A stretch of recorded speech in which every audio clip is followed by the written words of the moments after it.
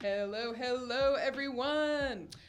We are here for LoFi History. So glad to have everyone back. And I see that we got some of our regulars here already. We've got Josh. We've got Richard, we've got Terry in the chat, and of course if anyone is just joining us, then welcome to LoFi History. If this is your first time, this is your chance to ask our historians here, Marie and Glen, your history questions. And they have quite a wide breadth of knowledge, so you can really throw anything you like at them, and we'll see what we can do. And if we don't know the answer, we'll do a little search for you, and we might even do a program on it later. This is where we get a lot of great ideas. We let you do the work for us. Yes, exactly. Exactly. And we'll research that for you. Yeah. David is here. Hey, David. David is our Welsh friend. It's so good to see you. And folks, let us know if everything is sounding good on your end, looking good, sounding good. Looks like we've got a good, strong signal today, so that's always nice. But we always like to start out with what Glen and Marie are wearing. And, today, why don't we start out with Glen. Glen, what are you wearing today? Clothes. What? From the 18th century. That's it? That's it. Did you know that people have worn clothes for hundreds of years? Yes. Some would say thousands. Some would say. No. So, as folks who are regulars know that 18th century is my default. And so I have an outfit here that was here recently because we had a family day that Marie put together on the founding of Georgia. But we had someone else playing Oglethorpe, someone who's watching this very show. And he makes a much better Oglethorpe than I, because from what I heard from several of our visitors who let me know that not only did Richard do a great job as Oglethorpe, but everyone was amazed that his hair was real. Yeah, Yes. right? And, I have to wear a wig, and I'm not wearing that today because it's itchy, but Richard, thank you for doing that work. I'm just at this point wearing his clothes. Some nice red coat and waistcoat with trim and fluffy shirts and a cool cocked hat. That's right. So that's what I'm wearing.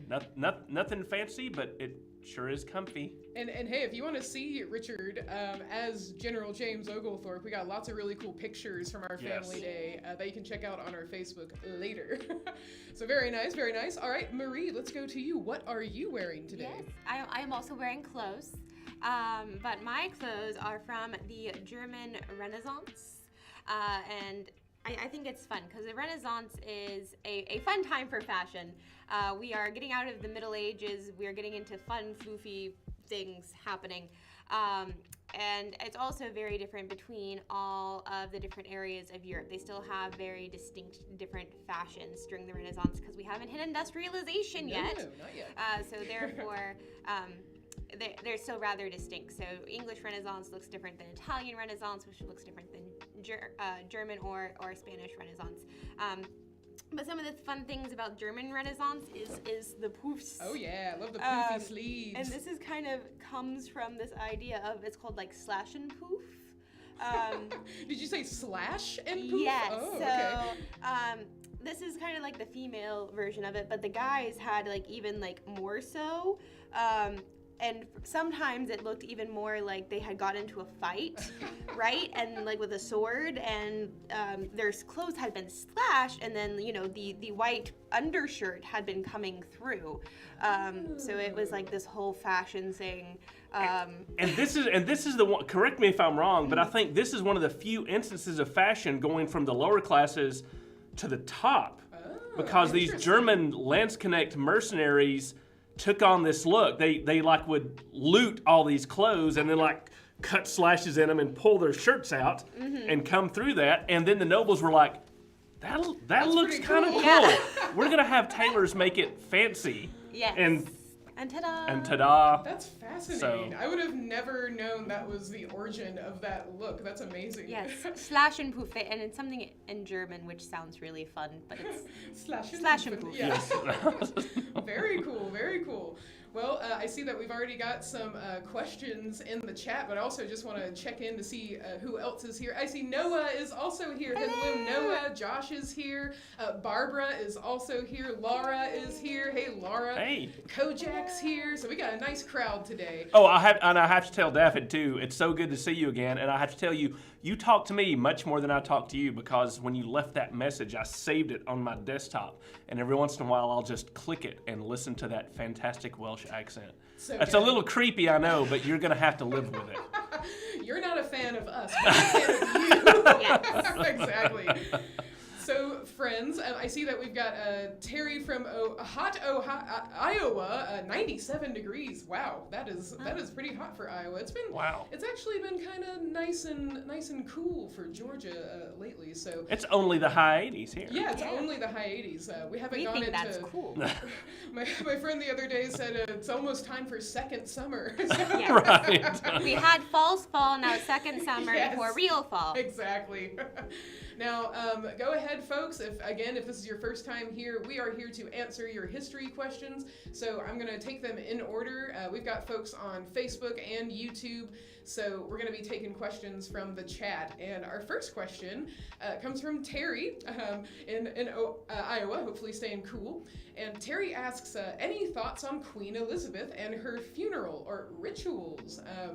I wonder if we want to pause and just sort of reflect on the reign of Queen Elizabeth, especially, I honestly don't know a lot about her life per se, but it is pretty significant to me that, wow, I am witnessing the funeral of an actual queen. This is pretty monumental. I mean, how do y'all as historians see this moment in time?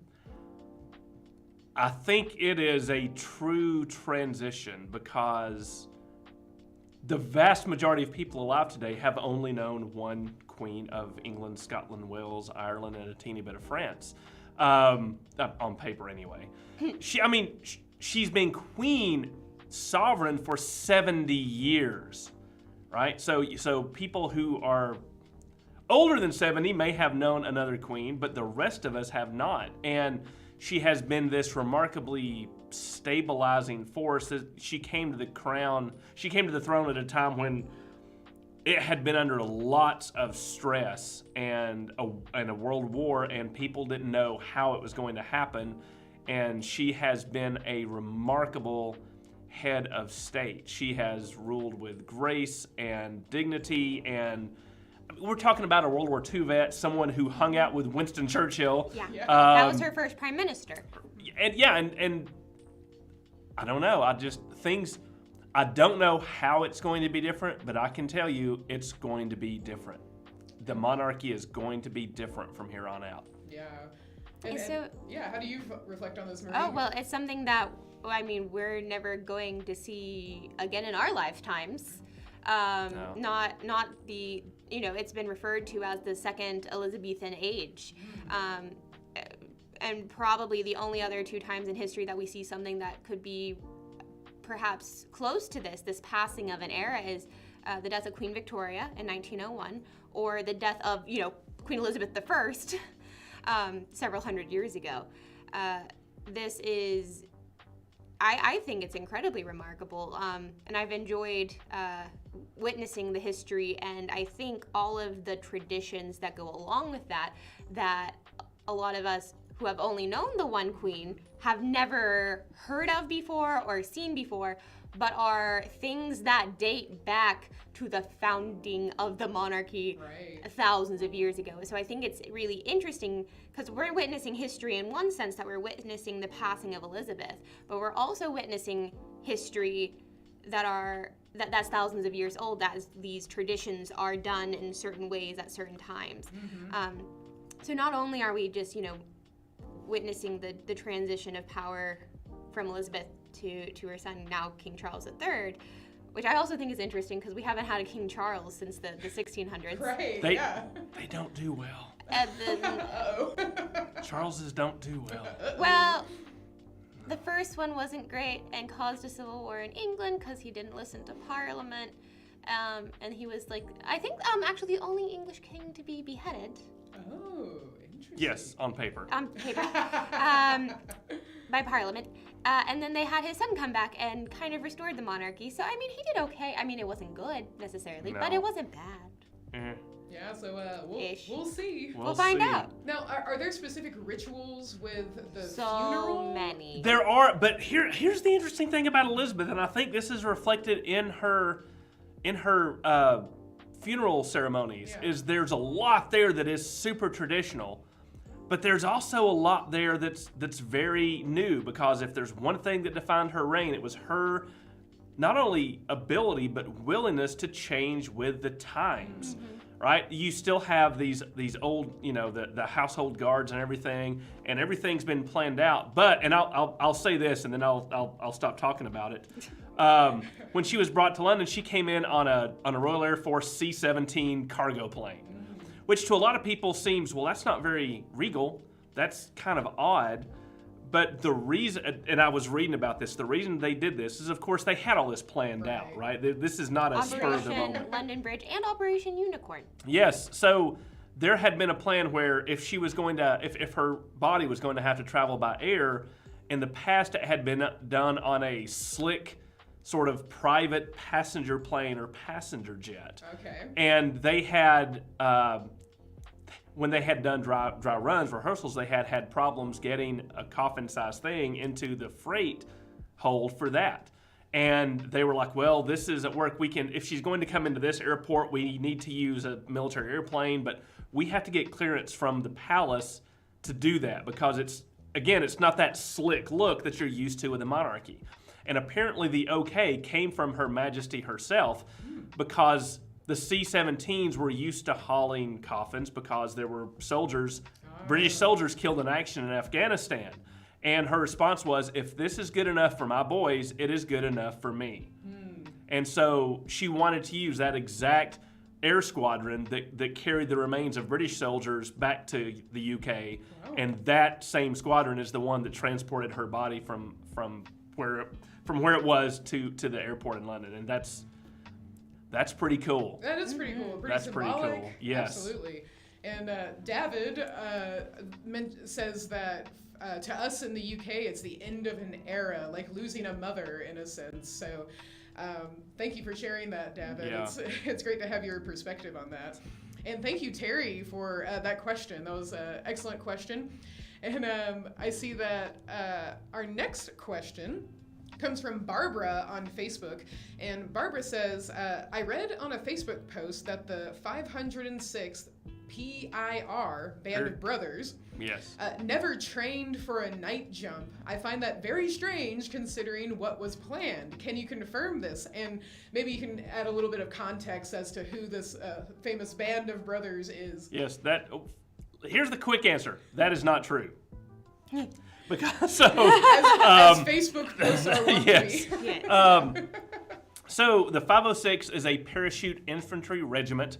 There were four American parachute infantry regiments and 2 air landing regiments that went into Normandy for D-Day. They had been planning D-Day for a good year and a half, and every unit knew what role it was going to play. They knew when they were going to go in. They knew where they were going to go in. Every detail was very precise, down to which platoon was going to be on which plane and which ship. Now, the plan called for all of those airborne units to go in when it was dark, right? They began getting on the airplanes about like 8 or 9 o'clock the evening before. And then they got on the airplanes, and then the planes took off, and the first paratroopers landed in Normandy at about 12:30 a.m. that night. The bulk of them came in more around 2 or 3 o'clock. So they knew they were going in the dark. They knew that, and so some of their training jumps had been in the dark. What they found out, but not a lot, because they knew it would be chaos, and they didn't want to, because they had also just had a landing craft exercise that went very, very bad in the southwest of England and killed several hundred soldiers because a German torpedo boat saw the landing ships and attacked them at night. So everyone was gun shy from that, so they didn't want to do a lot of dangerous, but they did do a couple of night jumps in training. And as a matter of fact, it was those jumps that helped them figure out because they didn't know until about a week before exactly where they were going. All they knew is what the terrain would be, what their mission would be, because they had kept it that secret. Wow. So once they found out exactly where they were jumping, they did go in. The night jump was done because the idea was to discombobulate and confuse the Germans. They had to go in when it was a full moon so that they could see. It was supposed to be more advantageous. And the tides had to be a certain way. That's why it could only be a 3-day window. Wow. All that to say, the jump still went horribly wrong. Oh. Because the air transport, the pilots for the airplanes that were carrying them there were very, very new and very, very green. And they're supposed to go in formation, follow their path, and then tell them where to jump. So each of my fingers is an airplane, right? These new guys flying the air transports hit the coast, and they go into anti-aircraft fire, flak, that scares them to death. And instead of staying in formation, they go trying to dodge the flak, which means that the plan went to heck. Wow. So the 506 was supposed to be jumping in an area around San Marie Glen to take a couple of causeways and to take that town. You could spend an entire graduate level semester long course on just the airborne operation for D-Day. Or perhaps a live stream program. Perhaps that would be a great idea. Like I said, folks, we get a lot of ideas from your questions. Thank you so much, Barbara. That was an excellent question. And I see that, Laura was also wondering about the Queen's funeral earlier, so I think we've covered that. Thanks for that question, Laura. David has a question about George Washington.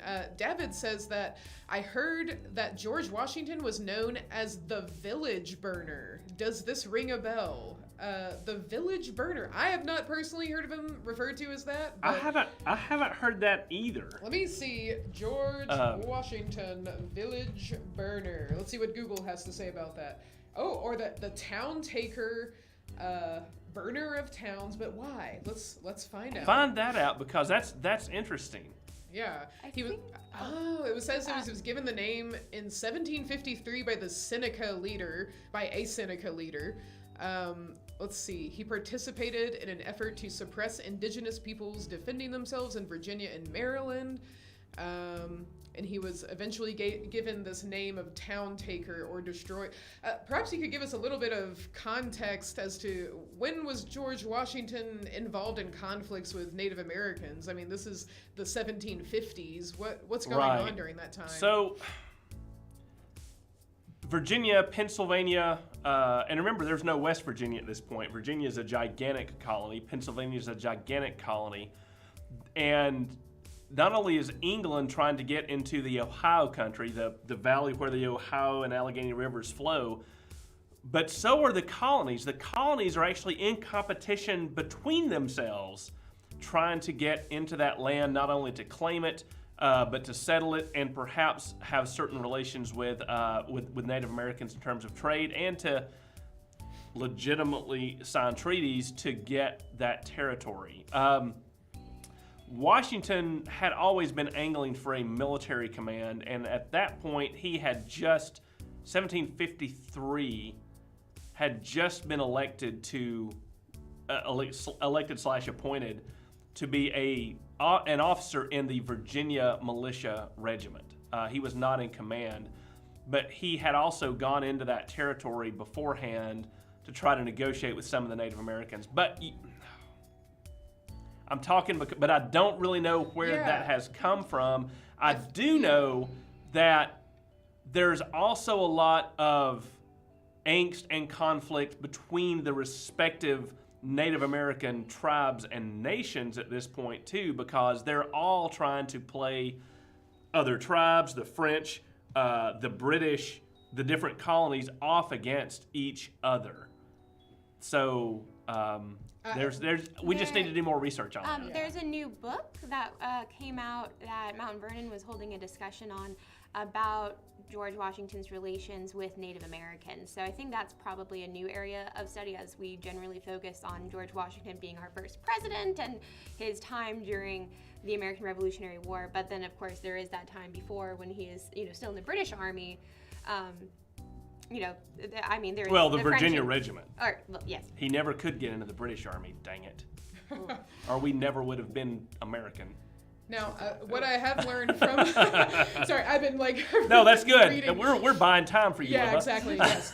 According to mountvernon.org, which I think is a good resource, apparently George Washington, John Washington, the patriarch of the Washington family, and apparently one of the grandfathers of George Washington, great grandfather of George Washington, had some interactions with the Native Americans, and he was called that, and then it was placed on George Washington. A familial honorific sort of thing. Yeah, but I'll go ahead and paste the link to this article in case y'all are interested. David, if you want to learn more that way, I've just done it on the YouTube chat and now the Facebook chat. So thank you for that question. I mean, that sounds like some interesting history to dive into, especially if he's gaining this reputation that's from his great-grandfather as well. Good question. All right, let's see. Our next question comes from Richard, who is our wonderful living history interpreter. And Richard asks, when was it first decided to settle Georgia? How did they choose who would be on that first ship? An excellent question. Who's they? Yes. Who is they?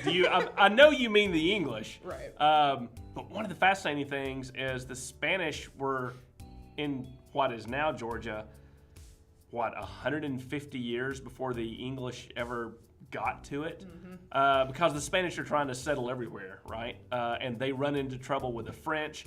Their little bitty colonies they set up in what's now Georgia don't seem to take, and they kind of back off, which is when the English sort of slip in, and they first really think about doing it.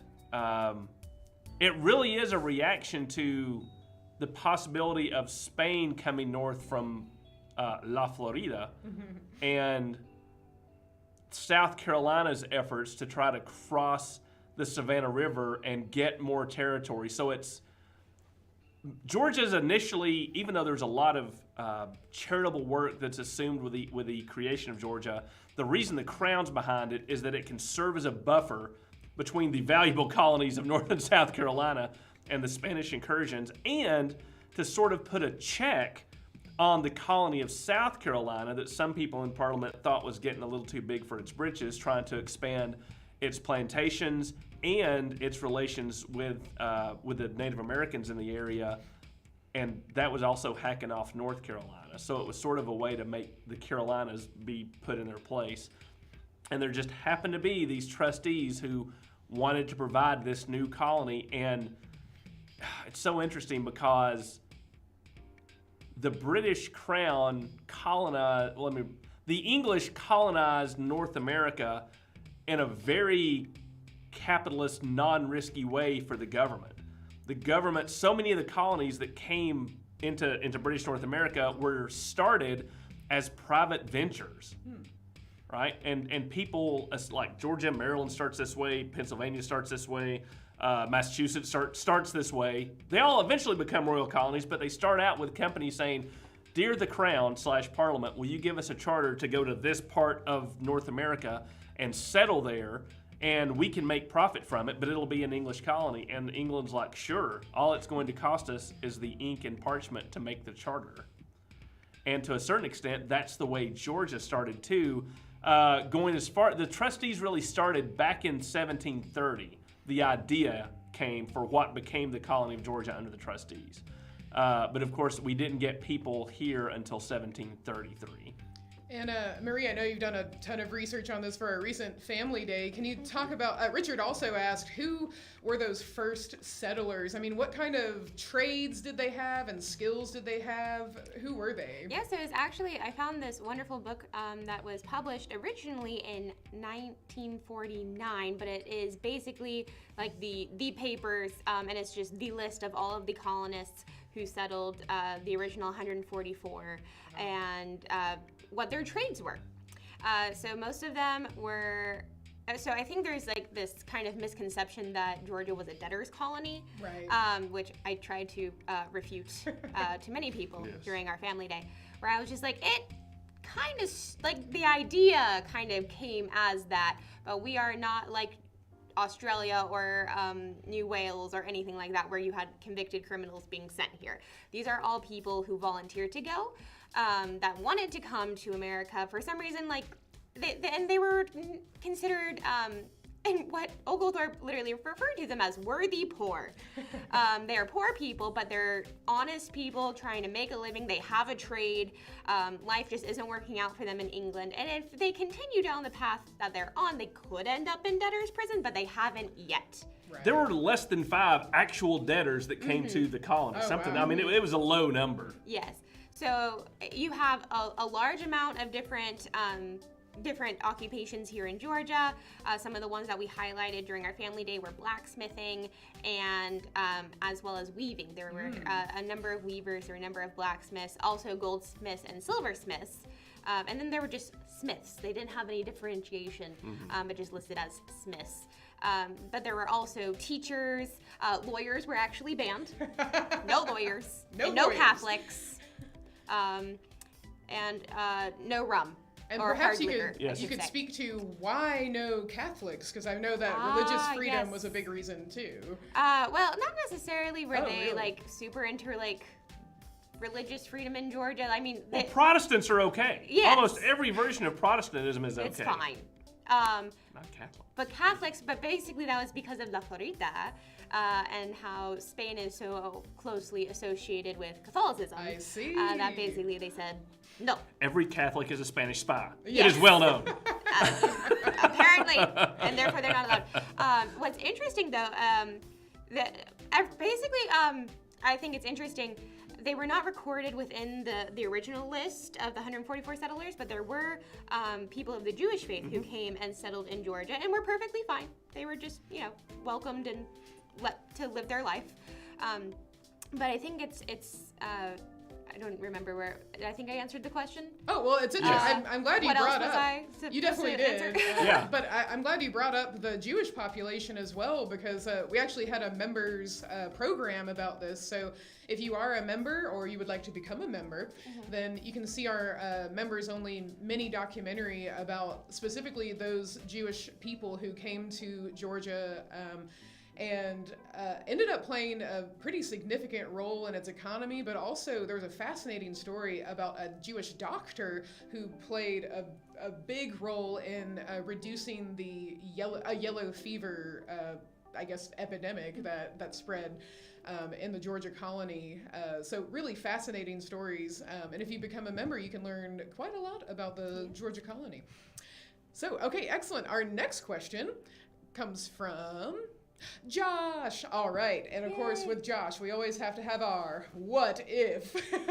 Josh is our classic what if question. So today's what if from Josh is, what if Henry Clay had won at least once?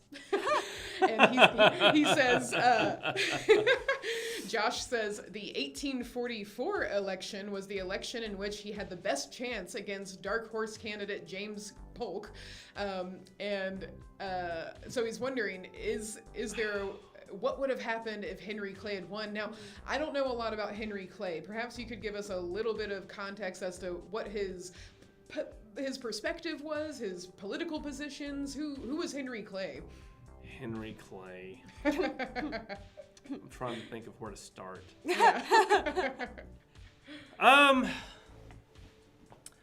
I mean, he's one of those. He is a central figure in early American history. He's in Congress He's Secretary of State under a couple of different presidents. He's always on the make. He's always wanting to be a big player. But he also is so strong. He has such strong opinions that he hacks off a lot of people. He makes a lot of enemies, including among them Andrew Jackson. Henry Clay is a Southerner, but he is also a believer in the American system. And in the early days of the Republic, the idea was, well, the American system's idea was that the government could play a role in making improvements that would make life better for the average farmer, the average businessman, the average citizen. For example, they could create tariffs, not taxes, because we're not at a point where we're taxing the citizenry, but we could increase tariffs, we could increase federal government income and spend that money on improvements like road systems, canals, even railroads at a certain point. And we could spend this money around, and that would create economic growth, which would increase tariffs, and then we could keep doing this. A lot of people's problem was, including Andrew Jackson's, was, and Henry Clay also was a big believer in the bank, because the U.S. bank could help finance all this. Okay. But where are these improvements going to go?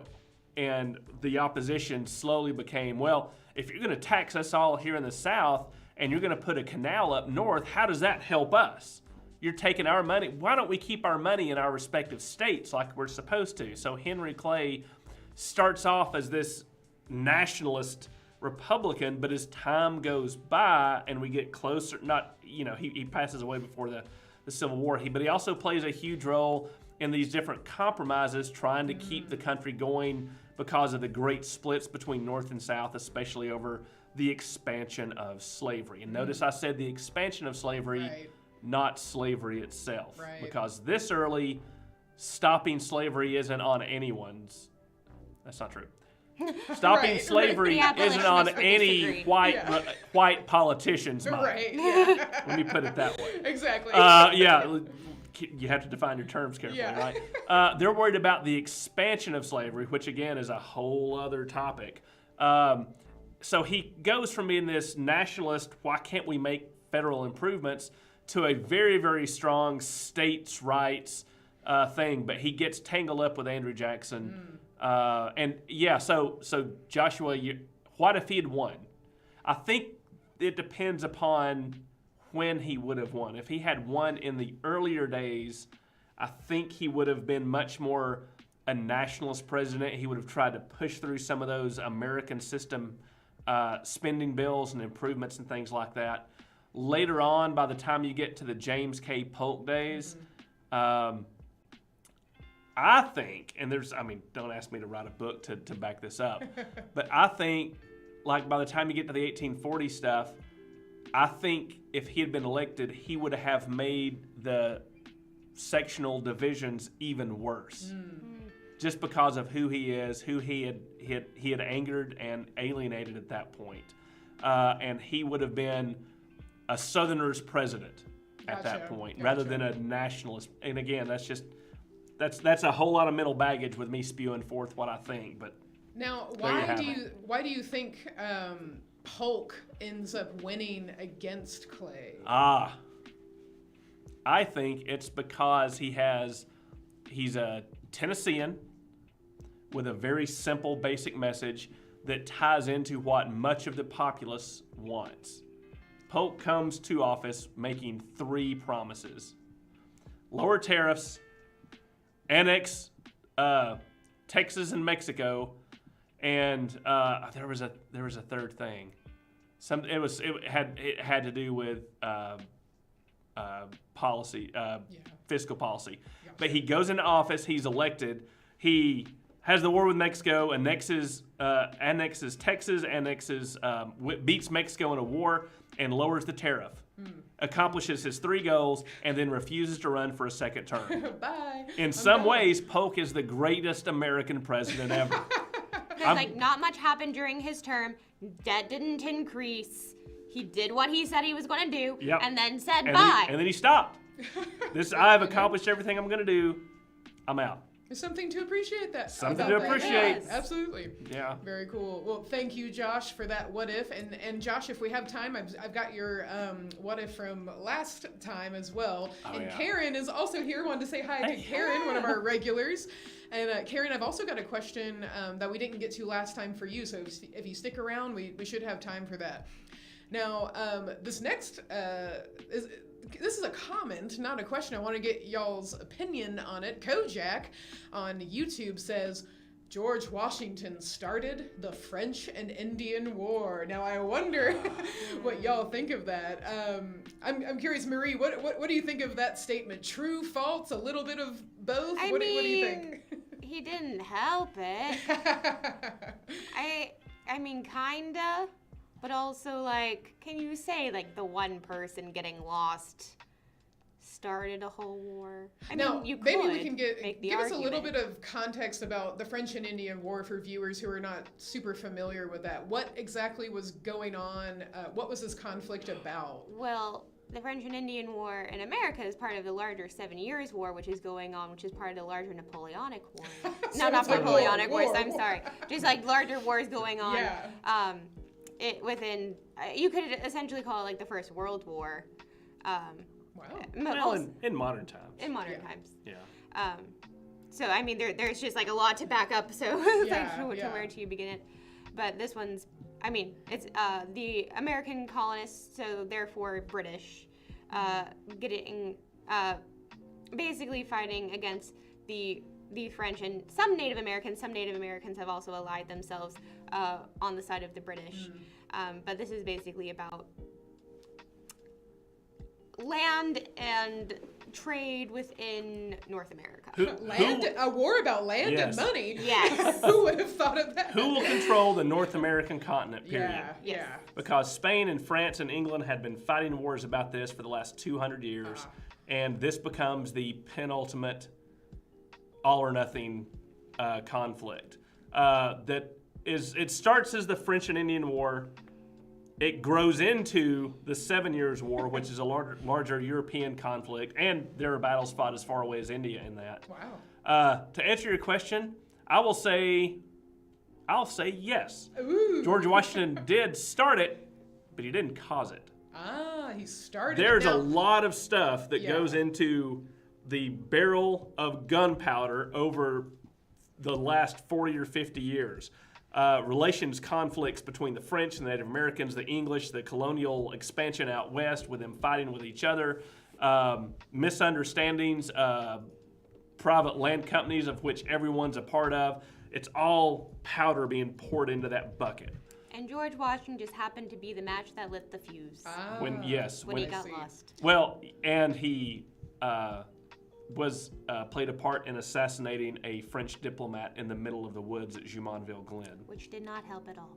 And if you would like a broad, you could say a quick history of the French and Indian War, I just threw in one of our original webisodes that gives you a good introduction to the conflict and George Washington's role in it. So check that out. That's a link that I just put in the chat. But he didn't mean to. He was kind of young and bumbling at that point in his career.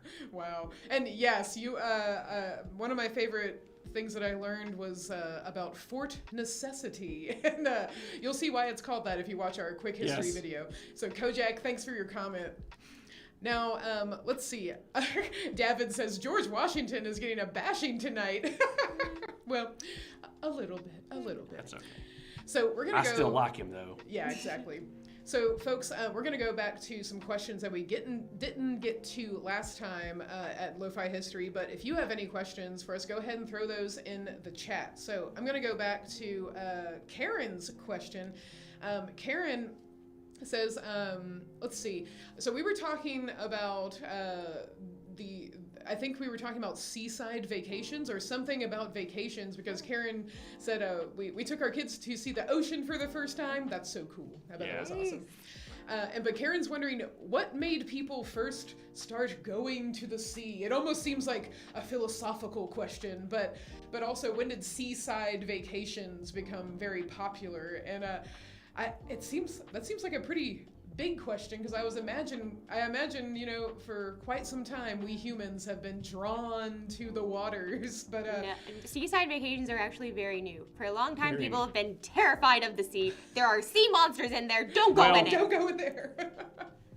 The sea will kill you, and it wants to kill you. That was the like the dread of that. Well, that scary body of that's water. the thing is, it's not even the monsters, right? People have or have not believed in monsters, but the sea, the further out into the sea you go, the storms, it is treacherous. The ship and navigation technologies may not can cope with the raw power of nature.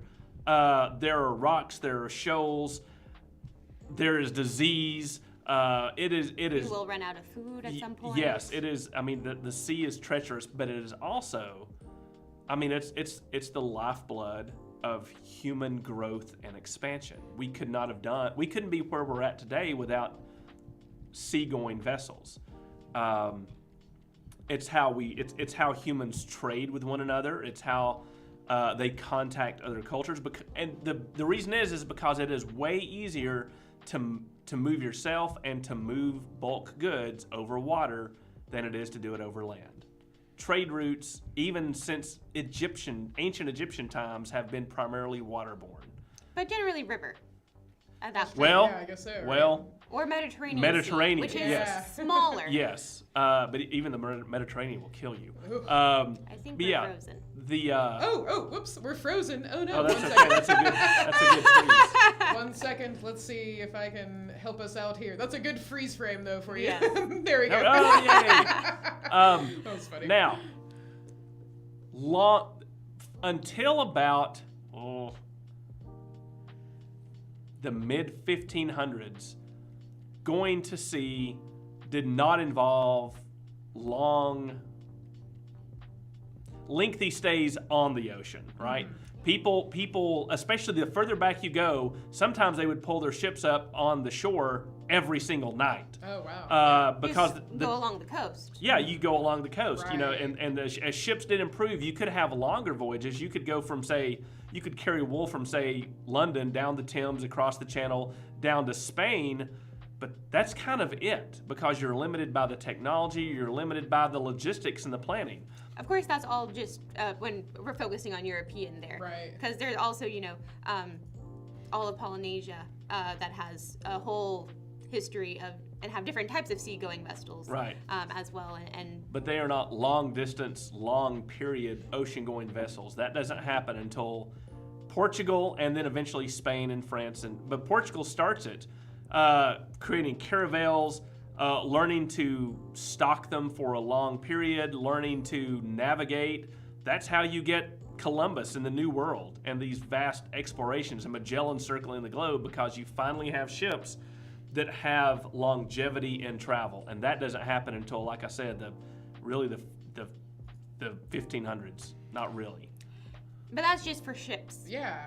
That still doesn't mean people want to go to the beach for fun. Yes. Right. So when did the idea of let's go on a seaside vacation come about? Really, generally? it's so people started going to the sea for like the fresh air and the sunshine, but that still didn't mean they got in the water. Starting in the Victorian, kind of like early 1800s, I would say, which, I mean, it's hard to like pinpoint this because it's like exact social history. It's sometimes hard to, who was the first person who went to the seaside for fun? Well, I mean, Right. when did vacations start? Right, well, You know, right? Well, I guess, for the rich and leisureful and Well, just kind of when you wanted to. But then I guess you could also say with the beginning of industrialization, you have to be, you're at your work at this point, and then you have, set aside days that you're not at work. It takes surplus funds to go on vacation. Right. So, But definitely, so it's hard to say exactly when that happened, but it was kind of like early Victorian. And then by the time that you get to like the mid-Victorian, the 1850s, the 1860s, you definitely start to have, it becomes this popular thing to do, is to go to the seaside, to go and wear these bathing costumes, and go and splash about in the water. And you had these bathing carriages that would take you in your bathing costume out until the horse could still breathe, but was pretty high up there in the water. And then you would get out of your little bathing carriage, and you would be like, oh, well, this is fun. This is nice. Well, okay, I'm going to get back in my bathing carriage now, and then it's going to take me back to shore. I actually just found, I didn't think it would be easy to find a picture of a bathing carriage. Oh, but they're everywhere.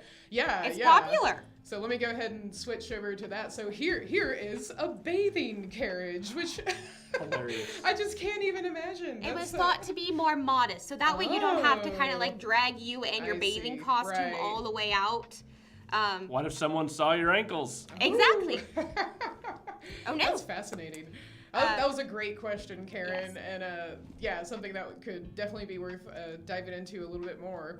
Write down history of vacations, because I need to do some Yeah. research and see what the deal is with that. Yes. Let me That's go to interesting. program talk. History of vacations. Done. I love it. So David has a question, and then we'll have time for your question, Josh, as well from last time. So David says he's been reading about Wild West outlaws and wondering about any female outlaws. Now, I did a quick little search, and there are female outlaws. Let's see, female Western outlaws. I don't know if y'all know any off the top of your head, though. Belle Starr. Belle Starr. Calamity Jane. Oh, yeah, that sounds familiar. And There's Stagecoach Mary, but I think she was defending the male. She wasn't an outlaw. She was defending against outlaws, but she was still cool. you have to remember that in the Old West, the line of good guy and bad guy is, in reality, is quite fluid. Yeah. Of course, I mean, there's Annie Oakley, who was a gun shooter and sharpshooter, but she's not an outlaw. She's not an outlaw. And there were some famous ne'er-do-wells, like Big Nose Kate with Doc Holliday.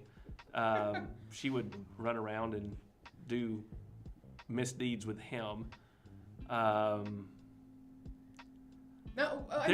what would it take for, is there a common theme among female outlaws of the West? I mean, do they typically... Total nonconformity. Yeah, I mean, it honestly, seems like because that, there were generally...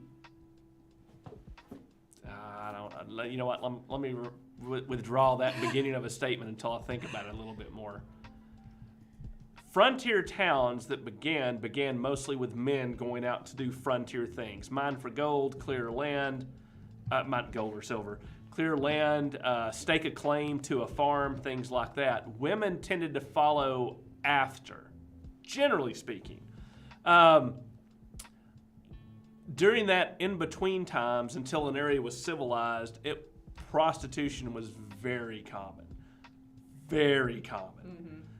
In a lot of these frontier towns. Not necessarily outlaw, though, because it was perfectly legal. But, as areas began to civilize, as men were able to call for their wives or sweethearts to come out or go fetch them, things did tend to change. Female outlaws, there's not nearly as many because, again, you're talking about very nonconformist thought at the time.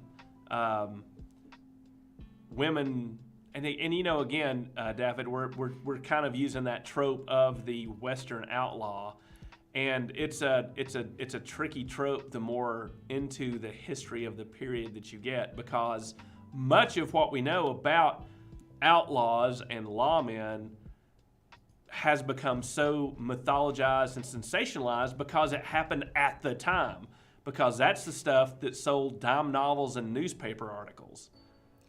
And it's one of those periods it's really hard to disentangle the truth. A woman that would dress like a man and shot someone had stories grow up all around her that may or may not have even been true. Yeah. And also it's who gets top billing, who sells the most papers. Yeah, exactly. So you have Billy the Kid and, the shootout of the OK Corral, they get top billing. Yeah. And I did throw in an article that lists some female outlaws from AmericanCowboy.com. So all right. you can at least get a list of names if you want to dig in further.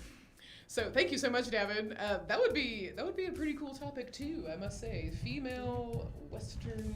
Not to get too nerdy academic-y, but a very significant growth area in this period's history is the role of African Americans, because it has definitely been.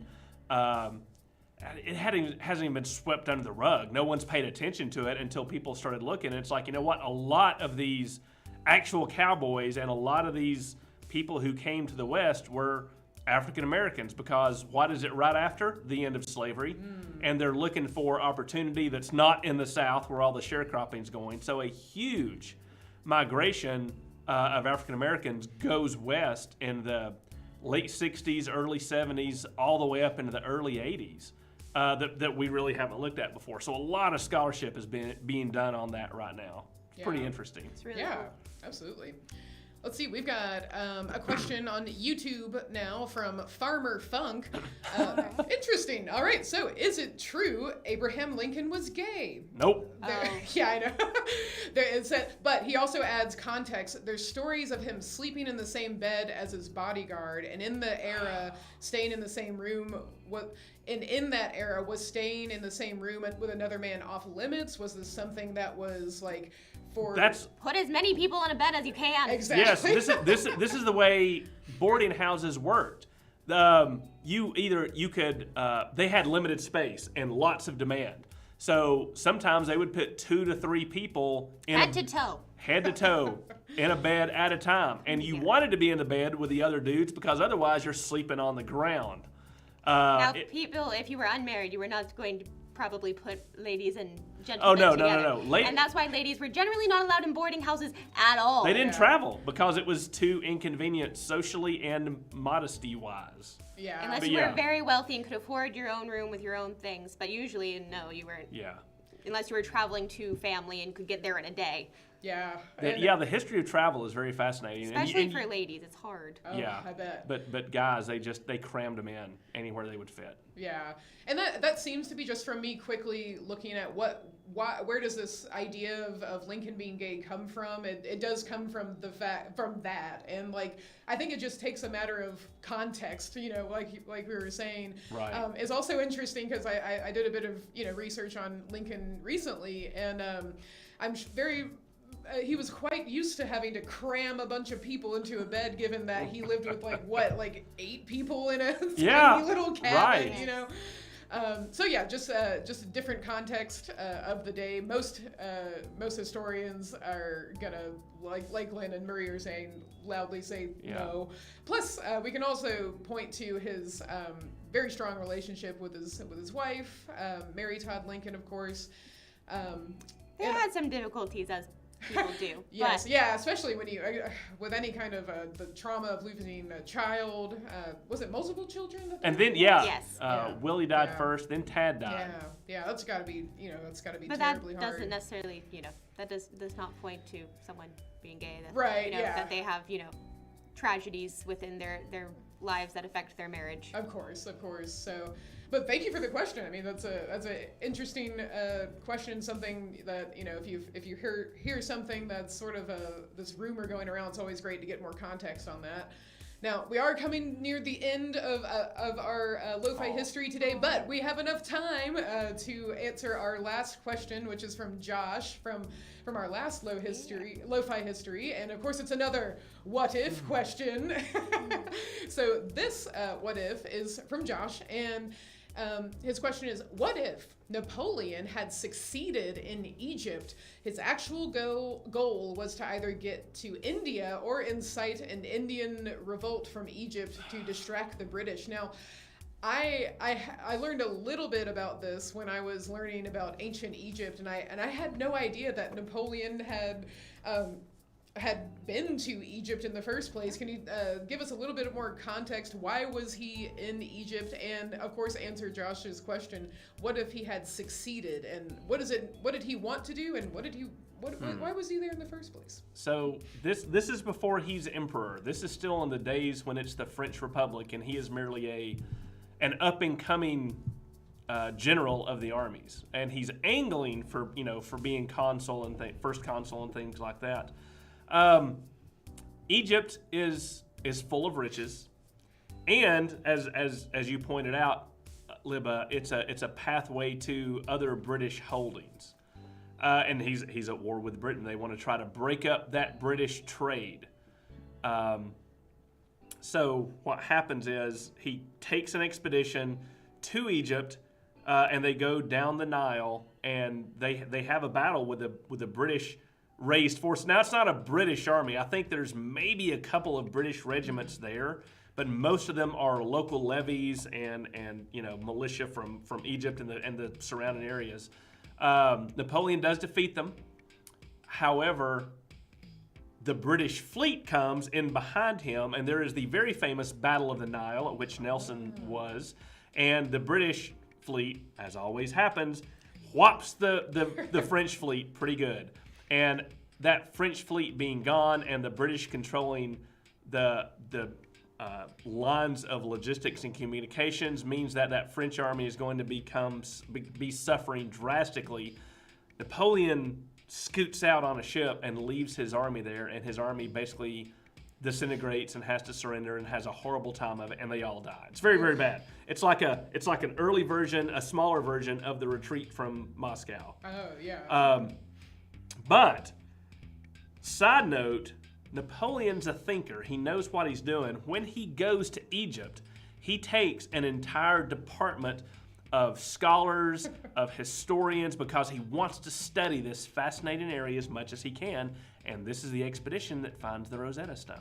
Oh, interesting. Okay. Sparks a large fascination with Egypt in Europe.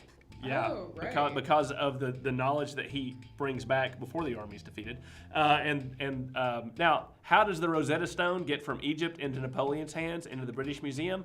You'll have to research that for yourself. Long story short, Joshua, let's assume, for the purpose of your question, that Napoleon is successful in Egypt, as he is.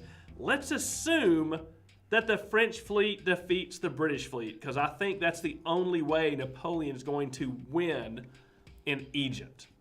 I personally think that given the technology at the time, those supply lines are just still too long from France into Egypt to get into India. I just don't see how Napoleon can make that. Yeah. That is a severe... It's a greater overreach than him trying to take Russia, I think, to be perfectly honest. I just don't. Even if the English fleet is defeated, even if he wins and starts marching inland, remember he's going into some of the roughest terrain that exists in that part of the world. I just don't see it happening. Yeah. I don't think if he had kept going, he probably would have suffered. He would have been able not to get out, and the history of the French Revolution would have been very, very different. Yeah. That's great question. Great what if. Now, we are near the end of our program today. I see that Alma and Gabby just joined us. So, Alma and Gabby. But Alma and Gabby, I've got your question for next time, which will actually be sooner than you think, because we had to postpone our last one. So, yes. We're actually going to have another LoFi That was my fault again, everyone. Sorry. Yeah, whenever we have to cancel, it's Glenn's fault. It kind of is. Yeah. But we're going to be back on October 4th. That's Tuesday at 4:30, and we will answer your question about who invented tap dancing then. But before we do go, David also says, I didn't realize how much I missed all this. Good to see you all again. Good to see you too, David. Thank you so much. And Barbara says thanks. Thank you for joining us, everyone. Before we do head out, I do want to just let everyone know what we've got coming up for our events. So we do have some pretty cool events coming up. So I'm just going to actually go to our events page and show what we've got going on. So as you can see, all right, so we've got, of course, LoFi Histories today. Yay! We actually have, if you are a member, this Friday we are premiering our mini documentary for members only. About the legend of Nancy Hart. Now, she is quite famous in Georgia and in the South in general, but did she exist? Did she actually fend off a bunch of loyalists at her Northeast Georgia home in the rural area of Northeast Georgia? She's been a legend and a mythical figure in the South for quite some time, and I spoke with Dr. Tom Scott of Mercer University about her fascinating interview. So I do hope that all of our members will enjoy that this Friday. And if you're not a member, I will get to that shortly. We also, speaking of members, we have our members virtual trivia night coming up about the Civil War in Georgia. And anyone can watch this, but only members can officially play. So that's going to be on Thursday, September 29th at 7 p.m. And then, like I said, we're going to have another LoFi history coming up on October 4th. And then I can tell you all about our other great events coming up. We have our free family day coming up on Sunday, October 9th. We've got our next members mini documentary coming up on the 21st of October. So we've got a lot to check out. You can just go to our website to see all of our events. Check us out on Facebook as well. Now, I mentioned our memberships. If you are not a member yet, then you can become a digital member. This is great for folks who don't live in Georgia or are not close enough to the History Center to make it to our in-person events. But if you are a digital member, you get that access to our monthly minis documentary. You get access to our members virtual trivia night, and you get to submit your Ask a Historian questions where Glenn and Marie or a guest historian will answer your questions at the end of the month. So that's our digital memberships. You can go to our website that you see up there. And if you are in the area, then I highly recommend becoming a local member. That's going to get you free admission to the exhibits, as well as a digital membership, special events. For instance, we recently had a fantastic fashion show, a 19th century fashion show, and if you are a member, that was free access for you. You get discounts. You can also get reciprocal museum memberships to many museums in the Southeast. So there's lots of reasons to become a member, whether that's a digital member or a local member. Well, this has been super fun as usual, guys. We will see you on October 4th for our next LoFi history, if not sooner, for our many wonderful events. So we hope that you take care and keep asking us those history questions. Yay. All right. Bye, y'all.